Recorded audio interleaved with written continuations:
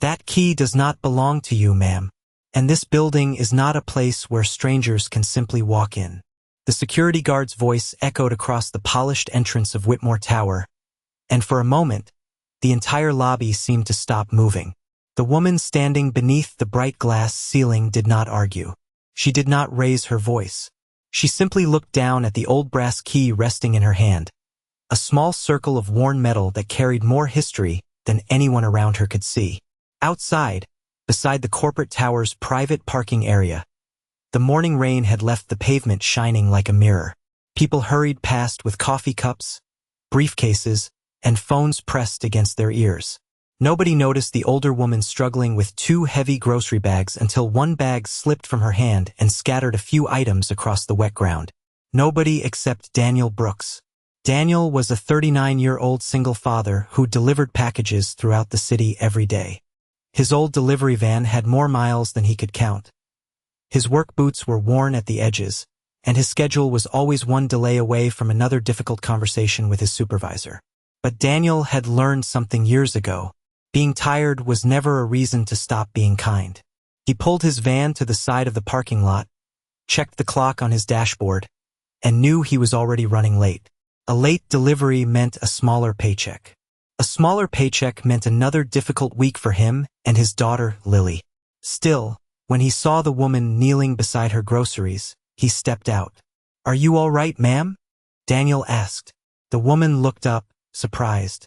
"I'm fine. You should probably keep going. You look like you're in a hurry." Daniel glanced at the rain, then at the scattered bags. "Maybe I am, but you're carrying more than you should." He picked up the groceries carefully, checking each item before placing them back into the bags. The woman watched him closely. She had spent years surrounded by executives, investors, and powerful people who always wanted something from her. Yet this man did not ask her name. He did not ask why she was alone. He did not ask what she could offer him. He simply helped. "Thank you," she said quietly. Daniel smiled. "No problem. Everyone needs a hand sometimes." He carried the bags across the parking area toward Whitmore Tower, unaware that the woman beside him had not walked through those doors in 15 years. Inside the lobby, the moment changed. The warmth of the rain-soaked morning disappeared beneath cold, professional silence. The security team looked at the woman's simple coat, her old shoes, and the faded key in her hand. They saw what they expected to see. Someone who did not belong. "I'm sorry," the guard said. "Only authorized executives can access the chairman's floor." Daniel stepped forward. "She's with me." The guard looked at his delivery uniform and gave a small, dismissive smile. "And you are?" Daniel did not react. "Just someone helping her get inside." The woman held the key tighter. Her eyes moved toward the elevator doors at the far end of the lobby. For the first time, a flicker of emotion crossed her calm expression. Not anger, not fear, something closer to disappointment. She looked at the security desk and spoke softly. "That office was built before most of you worked here." The guard frowned. "Ma'am, I think you're confused." Daniel noticed something strange. The employees were not questioning the key because they did not recognize it. They were questioning it because they were afraid of what it meant. Then a young executive assistant walking through the lobby suddenly stopped. Her eyes locked onto the brass key. The color faded from her face. "Where did you get that?" she whispered. The woman slowly turned toward her. "It was given to me the day this company opened." The assistant took one step closer, unable to hide her shock, because carved into the old key was a symbol almost nobody had seen in years. The original mark of Whitmore Industries. And Daniel Brooks, the delivery man who was already late for work because he chose to help a stranger, had no idea he was standing beside the person who could unlock the most important room in the entire building. The old key had not opened a door yet, but it had already changed the way people looked at the room. Daniel Brooks stood quietly near the security desk, still holding one of the grocery bags he had carried for the woman moments earlier. Around him, the polished marble floor reflected the movement of executives rushing through the lobby, but now many of them had slowed down. They were watching. The older woman remained calm, her hands folded neatly in front of her, as if she had seen this exact moment before. The young executive assistant who had recognized the symbol on the key stepped closer. Her name was Claire Bennett, and for the past 6 years she had worked directly with the company leadership team. She knew every logo, every document format, every piece of history that new employees were required to study. But this symbol belonged to a chapter of the company that most people only knew from archived photographs. "Where exactly did you find that key?" Claire asked carefully. The woman looked at her and answered in a soft voice. "I never found it. It was mine." The lobby became quieter. Daniel glanced between them, confused but respectful. He did not interrupt. He had helped a stranger carry groceries. He had not expected to become part of a corporate mystery before his first delivery of the day. The woman noticed his expression and gave him a gentle smile. "I am sorry you are caught in this." Daniel shook his head. "You do not need to apologize. I was just helping." Those simple words stayed with Claire. In a building where every conversation usually involved contracts, profits, and influence, a delivery worker was standing there without asking for anything. Across the lobby, a man in a tailored navy suit watched from behind the reception area. Victor Hale, the acting chief executive officer of Whitmore Industries, had received a message about the disturbance near the entrance. He walked toward them with a calm expression and a professional smile. "Is there a problem here?" Victor asked. The security guard immediately straightened. "Sir, this woman claims she has access to the chairman's office." Victor looked at the key, then at the woman. For a brief moment his expression changed. It was only a second, but Daniel noticed it. Tiny pause, a moment of recognition before the polite smile returned. "I think there has been a misunderstanding," Victor said smoothly. "The chairman's office has been restricted for many years." The woman studied him.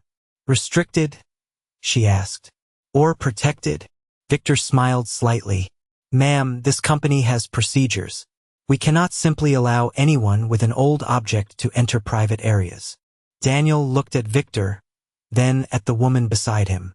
Something about the conversation felt unusual. The man in the expensive suit spoke politely, but every sentence seemed designed to close a door. "She is not asking for anything," Daniel said quietly. Everyone turned toward him. Victor looked surprised that the delivery worker had spoken. "Excuse me?" Daniel remained calm. "She only wanted to get inside. Maybe someone should hear her out before deciding she does not belong." The lobby went silent for a moment. Victor looked at Daniel's uniform, then at the grocery bags in his hands. "And you are involved because?" Daniel answered honestly.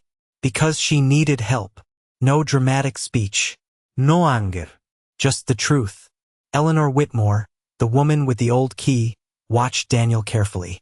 She had spent years wondering whether people still valued character when there was nothing to gain. Now she had her answer. But Victor was not finished. He turned to the security team. "Please verify the key. If it is legitimate, we will handle this properly." His tone sounded reasonable, responsible, almost helpful. But Claire noticed something else.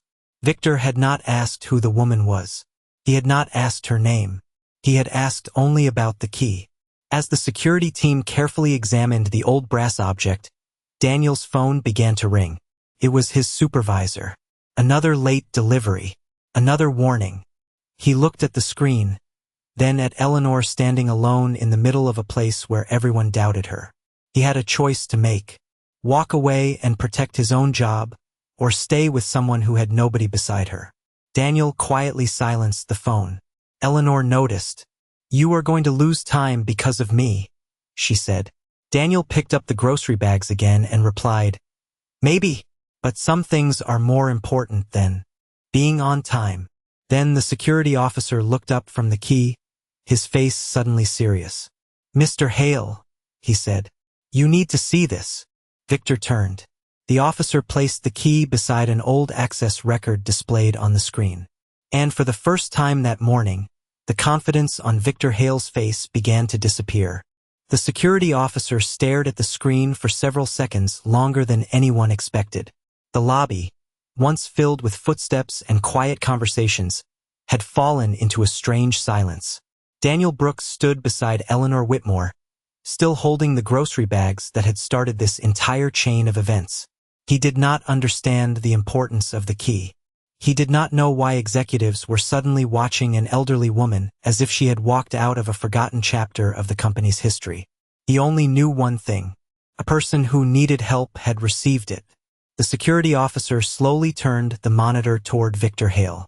"The access record matches," he said. Victor did not answer immediately. His eyes moved from the screen to the old brass key and then back to Eleanor. The key was not just old. It was registered to the original chairman's office system created when Whitmore Industries first opened its doors. Claire Bennett stepped closer, her voice almost a whisper. "That access code was retired years ago." Eleanor nodded gently. "It was supposed to be." Daniel looked at her with curiosity. "You knew this would happen?" Eleanor glanced at him. "I knew people would forget." Her words carried no anger, only sadness. She looked around the lobby, at the employees who now avoided her eyes, and at the security guards who had treated her like an inconvenience. Companies remember numbers. They remember profits. But sometimes they forget the people who built the foundation. Victor cleared his throat. "This is getting unnecessary. We should move this conversation somewhere private." His voice remained calm, almost caring. To anyone listening from a distance, he sounded like a man trying to prevent confusion. But Claire noticed something important. Victor had not denied the key belonged to Eleanor. He had only tried to move the conversation away from the public area. Daniel noticed it too. He was not a businessman. He did not understand corporate politics. But he understood people. He had spent years delivering packages to homes and offices across the city. He knew when someone was avoiding a simple question. Eleanor turned toward Victor.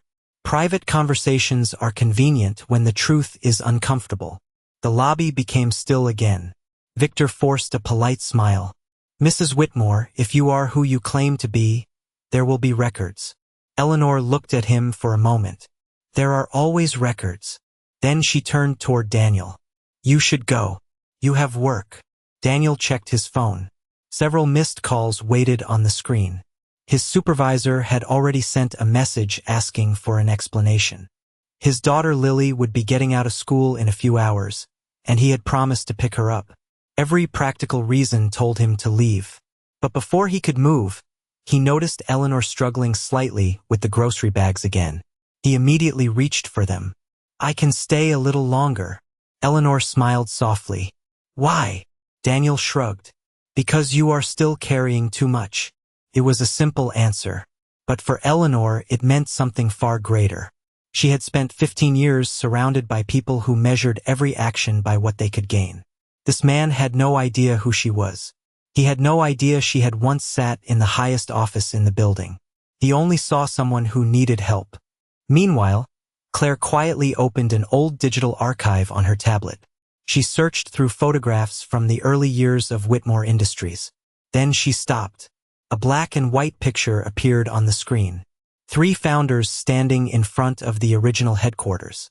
One of them was Eleanor Whitmore, younger, confident, holding the same brass key. Claire looked up, her expression changed.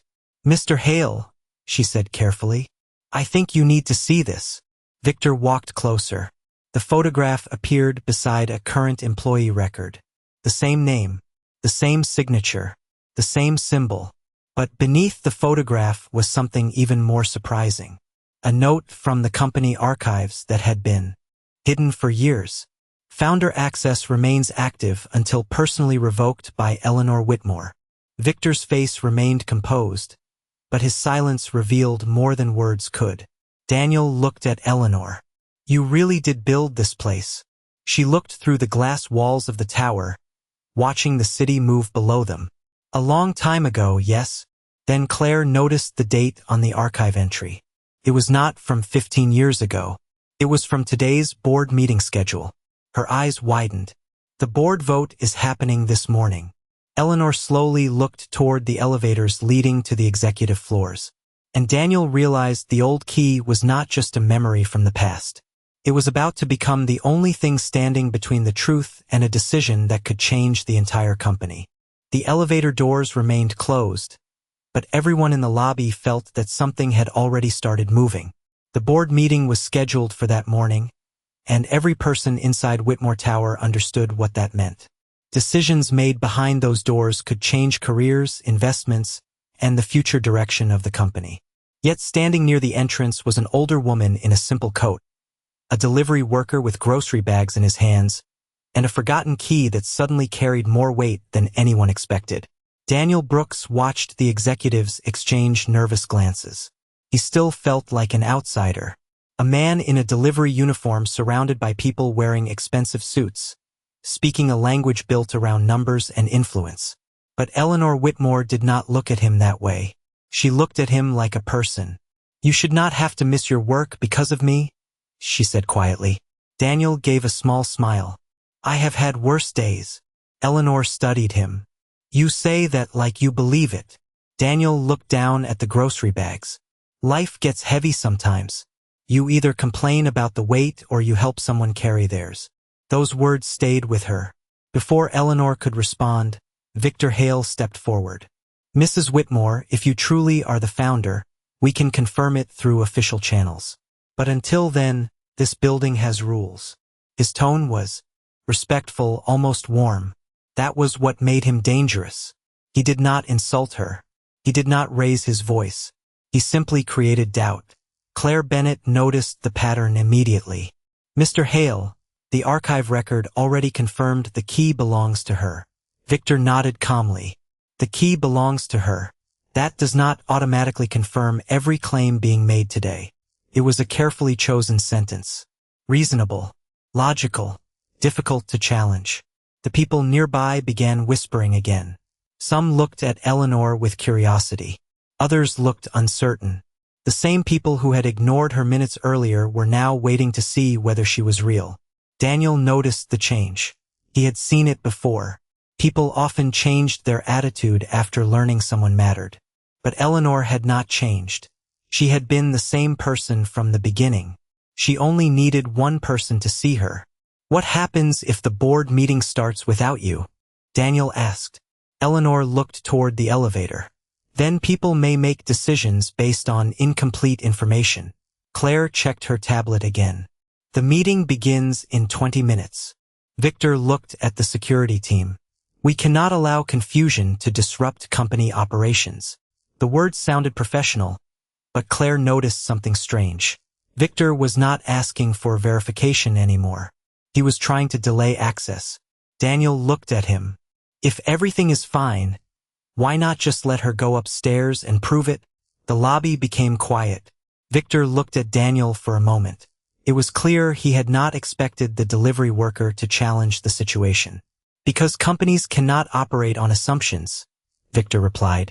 Daniel nodded. "That is true, but neither can they operate by ignoring facts." A few employees exchanged looks. It was not a powerful speech. It was not dramatic. It was simply a statement from someone who had nothing to gain. Eleanor watched Daniel carefully. She realized something important. This man did not understand corporate strategy, but he understood fairness. And sometimes fairness was harder to find than intelligence. Suddenly, the security officer approached with another update. "Mr. Hale, we checked the original access database." Everyone turned. The chairman's office access is still active under Eleanor Whitmore's name. Victor's expression remained controlled, but his fingers tightened slightly around the folder in his hand. Claire saw it. Daniel saw it. Eleanor saw it. A small reaction. A tiny crack in the perfect image. Then Victor smiled again. "Interesting. We should review the full records before making assumptions." Eleanor looked directly at him. "That is exactly what I have been asking for." The elevator finally opened with a soft sound. Inside was a private access panel that had not been used in years. The old key fit perfectly. But before Eleanor could step forward, Victor raised one final concern. "Before you enter, perhaps we should discuss why you disappeared for 15 years. The question changed the atmosphere. Everyone became still. Daniel looked at Eleanor. For the first time, he saw something behind her calm expression. Not fear, not shame, a memory she had carried quietly for a very long time. Eleanor touched the old key and whispered, "That story begins with the same thing that brought me back today." She looked at Daniel. "Someone choosing kindness before knowing my name." And as the elevator doors waited, the entire building prepared to hear the truth that had been hidden for 15 years. The elevator doors waited silently, reflecting the faces of everyone gathered in the lobby. For 15 years, that private elevator had remained a symbol of a past most employees only knew from photographs and old company stories. Now, an old brass key was about to decide whether that past still belonged to history or whether it was finally returning. Daniel Brooks stood slightly behind Eleanor Whitmore, still unsure why a simple act of helping someone carry groceries had placed him in the middle of a corporate mystery. He looked at his phone again. More missed calls. More messages from his supervisor. His delivery route was falling behind. But before he could step away, Eleanor spoke softly. "Daniel." He looked up. "Thank you for staying." He nodded. Anyone would have done the same. Eleanor looked at him with a quiet expression. "No." They would not. The words were simple, but they carried years of experience. She had met countless people who wanted to stand near power. Very few wanted to stand beside someone who appeared to have none. Claire Bennett stepped toward the elevator panel. If the access system recognizes the key, then the original founder access is still active. Victor Hale remained near the reception desk, watching every movement. "Or someone failed to properly remove outdated credentials," he replied. Again calm, again reasonable. But Claire noticed something. Victor was no longer controlling the conversation. He was responding to it. The difference was small but important. Eleanor placed the key into the access panel. For a second, nothing happened. The lobby held its breath. Daniel watched the small metal object turn inside the lock. It looked ordinary, almost too ordinary to hold so much history. Then a soft electronic sound filled the air. Access approved. The elevator lights turned on. Several employees stepped back in surprise. The old key had worked.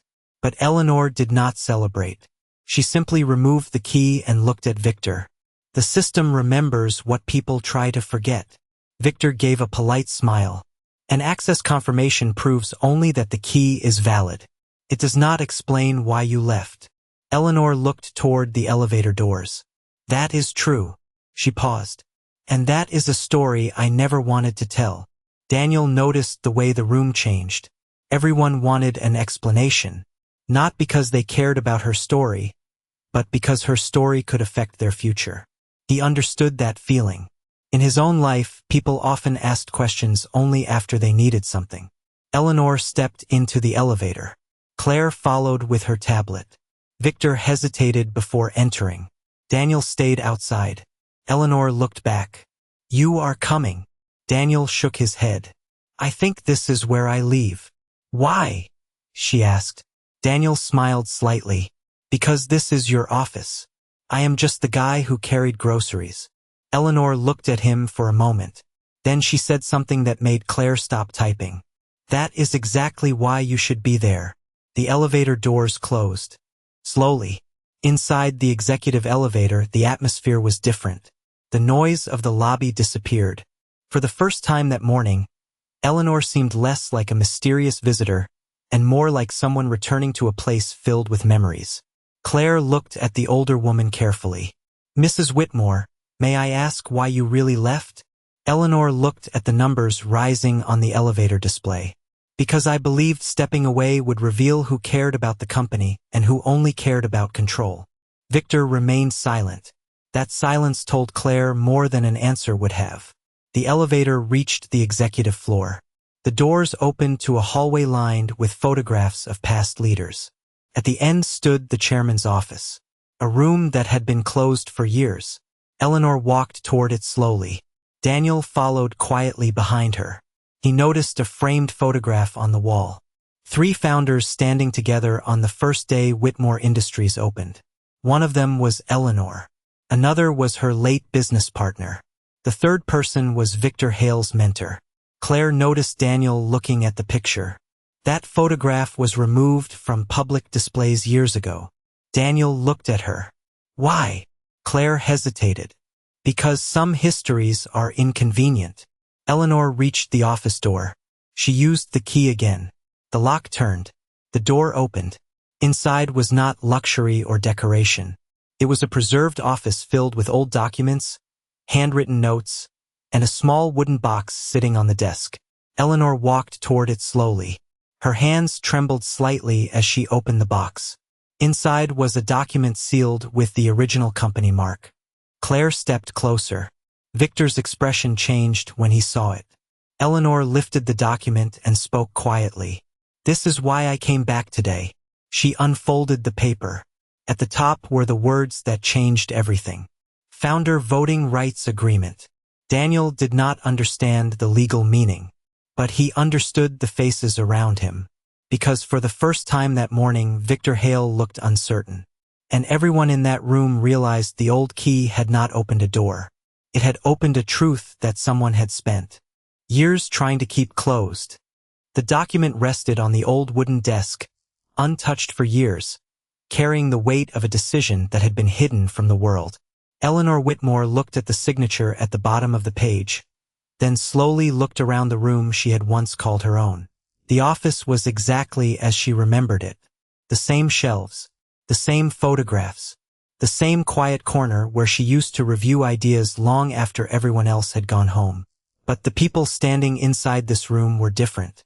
Some had built careers from what she created.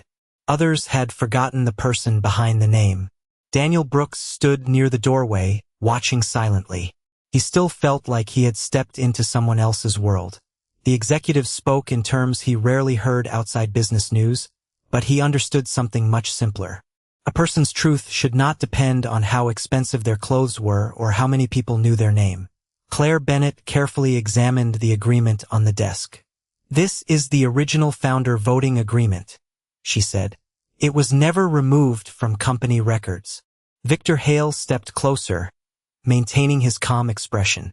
"A document from 15 years ago does not automatically explain current authority." Claire looked up. "It does if the agreement was never legally changed." Victor gave a small nod. "Then we should verify everything properly." Again, he sounded reasonable. Again, he avoided making a direct denial. Eleanor noticed. She had spent decades building a company by understanding people. She knew the difference between someone seeking the truth and someone trying to slow it down. "You always were careful with your words, Victor," she said. "That is why people trusted you." The room became quiet. Victor looked at her. "And that trust is why I protected this company while you were away." The sentence sounded respectful, but it carried another message. He believed he was the one who had saved the company. Eleanor did not argue. She simply opened the document and turned several pages. Protection and control are not the same thing. Daniel watched the exchange. He remembered something his daughter Lily once told him after a school project.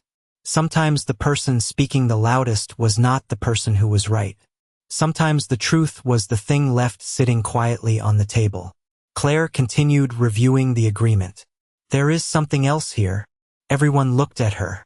She pointed to a section near the bottom. "The founder access is connected to a verification process. It requires 3 independent confirmations." Victor looked surprised. 3. Claire nodded. "The original key, the archived company records, and a witness connected to the founder period." Eleanor looked toward Daniel. He immediately understood the attention shifting toward him. "Me?" he asked. Claire smiled slightly. "Not because you know anything about the company. Because you were with her before anyone knew who she was." Daniel looked confused. "I just helped her carry groceries." Eleanor answered gently. "Exactly." Victor folded his arms. "A random delivery worker cannot verify corporate history." Claire shook her head. "He is not verifying history. He is verifying what happened today." The distinction mattered. The company did not need Daniel to explain business law. It needed someone who could confirm the simple truth. Eleanor entered the building as an unknown woman. She was treated differently after people discovered her identity. Daniel was the only person who acted the same before and after. A quiet knock interrupted the room. The head of security entered with a tablet. "Mr. Hale, we reviewed the parking area footage." Victor looked toward him. "And?" The security chief hesitated. "The footage shows exactly what happened." He turned the screen around. The recording showed Eleanor dropping her groceries, Daniel stopping his delivery van, Daniel helping her, Daniel walking beside her without knowing anything about her identity. There was no conversation about money, no request for favors, no attempt to gain access, just a simple act of kindness. Claire watched the video carefully. "That is important." Victor looked at the screen. "Important how?" Claire answered, "Because it proves his actions were genuine." Eleanor looked at Daniel. "You never asked who I was." Daniel shrugged. "Would that have changed what I did?" Nobody answered, because the answer was obvious. For the first time, Victor's carefully controlled expression showed uncertainty. Not because of the key, not because of the document, but because the simplest evidence was the hardest to challenge. A camera, a witness, a moment of kindness. The truth did not need a dramatic performance. It only needed to be seen. Then Claire received a notification on her tablet. She read the message once, then again. Her expression changed. "The board members have arrived." Eleanor looked toward the office doors. Victor slowly straightened his jacket. The private discussion was over. Now the truth would have to face the people who had the power to decide what happened next. The board members arrived one by one, their footsteps echoing through the executive hallway of Whitmore Tower. For years, this floor had represented certainty, control, and quiet decisions made behind closed doors. But today, something felt different. The atmosphere was not built around confidence. It was built around questions. Daniel Brooks stood near the edge of the chairman's office, watching people who had spent decades inside this world suddenly searching for answers. He still wore the same delivery uniform from that morning. His hands still carried the faint marks from lifting grocery bags and moving packages through the city. Nothing about him had changed. Yet somehow, he had become the person everyone needed to hear from. Eleanor Whitmore noticed his discomfort. "You do not have to stay," she said quietly. Daniel looked at her. "You keep saying that." A small smile appeared on her face. "Because most people would leave." Daniel looked around the room. Maybe most people are too busy deciding what something is worth before they know why it matters. Eleanor listened carefully. That was the kind of answer she had hoped to hear from people for years. Not because it was clever, because it was honest. The conference room doors opened, and several board members entered. Among them was Margaret Collins, the longest-serving board member and one of the few people who had worked with Eleanor during the company's early years. She stopped immediately when she saw the older woman standing beside the chairman's desk. Her expression changed. "Eleanor." The room became silent. Eleanor nodded. "Hello, Margaret." Margaret walked closer, looking at the founder agreement on the table. "I thought I would never see you here again." "Neither did I," Eleanor replied. Victor Hale stepped forward before the conversation could continue. "Everyone, I understand this situation is unexpected. However, we need to remain focused and review the facts carefully." His words were measured, professional. He positioned himself as the person bringing order to confusion. But Margaret looked at him differently now. "Victor, why did you not mention the founder access was still active?" The question was simple, but it landed heavily. Victor paused. "Because we believed it was no longer relevant." Claire Bennett immediately looked at her tablet. "That is not what the records show." She displayed the archive information on the screen. The access remained active every year. There was no legal cancellation. The board members leaned closer. The evidence was no longer hidden in an old office. It was now visible to everyone. Victor looked toward the screen. "We need to understand why Mrs. Whitmore disappeared before making any conclusions." Eleanor nodded slowly. "That is fair." She did not avoid the question. She did not become defensive. She simply walked toward the conference table. 15 years ago, I stepped away because I believed leadership should be tested without my presence. She looked at the people around her. I wanted to know whether the company was being guided by its values or only by its success. Margaret lowered her eyes. She remembered that time. She remembered the uncertainty. She remembered how quickly some people adapted to a new structure. Daniel listened quietly. He did not understand every detail, but he understood the feeling of stepping away and wondering if anyone would notice. Victor remained calm. And during those 15 years, the company grew. Eleanor nodded. Yes, but growth is not the only measurement of success. Claire looked at the footage from the parking area again. The simple moment of Daniel helping Eleanor appeared on the screen. This recording may not explain every business decision, she said, but it proves something important. Everyone watched Daniel pick up the fallen groceries. Everyone watched him help without knowing her identity. Everyone watched him walk beside her because she needed assistance, not because she had influence. Margaret looked at Daniel. You knew nothing about her position? Daniel shook his head. No. And you still helped? Yes. Margaret smiled faintly. Then you understood something many people in this building forgot. Daniel looked confused. What is that? Margaret answered, people matter before titles.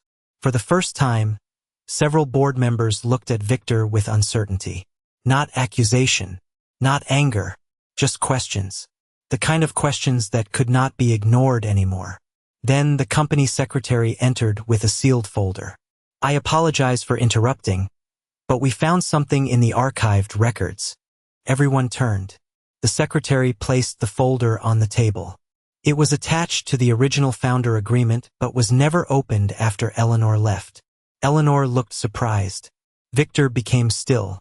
Claire carefully opened the folder. Inside was a document marked with the original company seal. She read the first line silently, then looked up. This changes everything. Daniel watched their faces. He knew the truth was getting closer, but he also knew someone had spent years making sure this document stayed forgotten. And now, everyone in the room was about to discover why. The sealed folder sat in the center of the conference table, surrounded by people who had spent years making decisions about the future of Whitmore Industries. Yet nobody reached for it immediately. The reason was simple. Everyone in that room understood that some documents were not just pieces of paper. Some documents carried memories, promises, and consequences. Eleanor Whitmore looked at the original company seal on the folder. She recognized it instantly. It was the same symbol that had been placed on the first agreements she signed when the company was only a small idea, shared between a few determined people. Daniel Brooks stood quietly beside the wall, watching the room. He still felt like he did not belong there, but Eleanor had asked him to stay, and he understood something important. Leaving because something felt unfamiliar was easy. Staying because someone needed support was different. Claire Bennett carefully opened the folder. Inside was a collection of documents arranged in order, protected by the company archives. She lifted the first page and read silently. Then her expression changed. These are ownership transfer records, she said. Victor Hale immediately responded. Those records need proper review before anyone makes assumptions. Claire looked up. I agree. That is why I am reading every page. Her calm response carried more weight than an argument. The documents were not opinions. They were evidence. Margaret Collins moved closer. What do they show? Claire turned the page. They show that Eleanor Whitmore never surrendered her founder rights. They show that temporary leadership was granted under specific conditions. The room became still. Victor remained composed. Temporary leadership became permanent through company practice. Eleanor looked at him. Practice is not the same as permission. That sentence changed the atmosphere. Not because it was loud, because it was true. Daniel noticed how everyone reacted. In his world, problems were usually solved by fixing a machine, delivering a package, or helping someone carry something heavy. Here, the weight was invisible. It was carried through paperwork, decisions, and years of silence. Claire continued reviewing the documents. There is another section. She pointed to a paragraph near the bottom. The founder agreement includes a review requirement if the company direction changes significantly. Margaret frowned. A review was never scheduled. Claire checked the dates.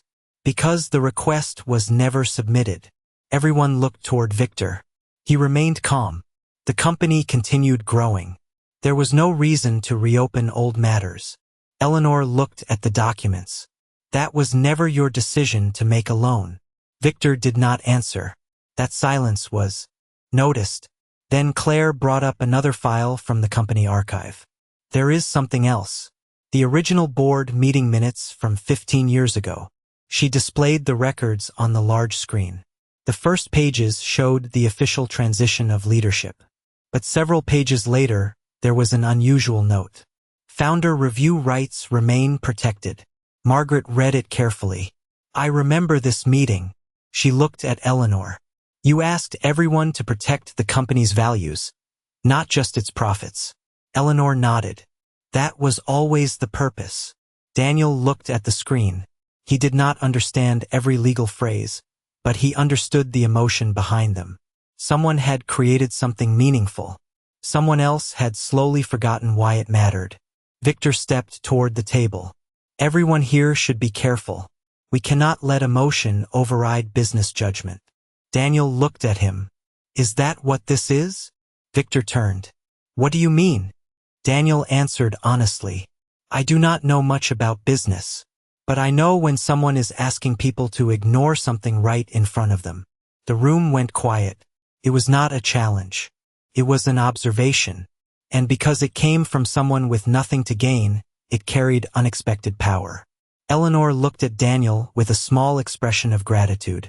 She had spent years searching for people who valued truth over convenience. She found one in the parking lot with grocery bags in his hands. Then the company secretary received a message. She read it and looked toward Claire. The external audit team just sent their preliminary findings. Claire opened the file. Her eyes moved across the report. They reviewed the historical records, the access logs, and the archived agreements. Margaret leaned forward. And Claire took a breath. They found a pattern. Victor's expression changed slightly. Not fear. Not panic. Something more subtle. Concern. Claire continued. Several decisions made during the last 15 years were approved without the founder review process required by the original agreement. The room fell silent. Eleanor looked at the documents. Daniel looked at the people around him. The truth was no longer hidden inside an old office. It was becoming a chain of facts that connected one decision to another. Then Claire opened one final attachment from the audit report. There is one more thing. She looked directly at Victor. The audit found that someone attempted to remove references to the founder agreement from the internal archive 3 years ago. Nobody spoke. The evidence had grown too strong to ignore. And for the first time, the question was no longer whether Eleanor Whitmore had a right to return. The question was who had tried so hard to make sure she never did. The conference room remained quiet after Claire finished reading the audit report. The words on the screen were simple, but their meaning was impossible to ignore. Someone had tried to erase parts of the company history. Someone had attempted to remove records connected to Eleanor Whitmore's founder rights. But in that moment, Eleanor did not look angry. She did not look like someone returning to take revenge. She looked like someone finally seeing the truth after years of uncertainty. Daniel Brooks noticed that immediately. He had expected someone with power to demand answers, to raise their voice, to make people feel small. But Eleanor simply stood there with patience. What happens now? Margaret Collins asked. Claire closed the report carefully. Now, we verify every piece of evidence before the board makes a decision. Victor Hale nodded quickly. Exactly. We cannot make decisions based on incomplete information. His words sounded responsible. They sounded like the words of someone protecting fairness. But the room had changed. Everyone had already seen the pattern. Every time a new fact appeared, Victor did not challenge the evidence. He only asked for more time. Eleanor looked at the board members. That is fair. Truth does not need to be rushed. Daniel looked at her. That sentence stayed with him. She was not trying to win a fight. She was trying to make sure the right thing happened. Claire continued organizing the evidence. We have several independent sources now. The original founder agreement, the access records, the archive documents, the parking lot camera footage, and the audit report. Margaret nodded slowly. A single document can be questioned. A chain of evidence is different. Daniel understood that. In his job, one missed package could be a mistake. But when the same mistake happened again and again, people started looking for a reason. Victor walked toward the window overlooking the city. Everyone seems to have forgotten something. This company survived because someone had to make difficult choices. Eleanor looked at him. Difficult choices are not the problem, Victor. She paused. The problem is making those choices without accountability. The room became still. Victor turned around. Are you suggesting I acted improperly? Eleanor answered calmly. I am suggesting we follow the evidence. It was a simple response, but it removed the emotion Victor was trying to create. There was no accusation, no personal attack, only facts. Claire received another update from the audit team. They completed the review of the archive access logs. Everyone looked toward her. The records show that the founder agreement was accessed several times over the last few years. Margaret frowned. By whom? Claire hesitated briefly. Then she looked at the screen. The access came from executive-level accounts. The room became quieter. Daniel looked at Victor. He did not see anger or panic. He saw something else. A person carefully choosing every expression. Victor spoke slowly. Many executives have access privileges. Claire nodded. That is true, which is why we are not making assumptions. Again, the evidence spoke louder than opinions. Eleanor walked toward the table and looked at the documents. When I left, I believed the company could continue without me. I did not leave because I stopped caring. I left because I wanted to see whether the values we built could survive without my name attached.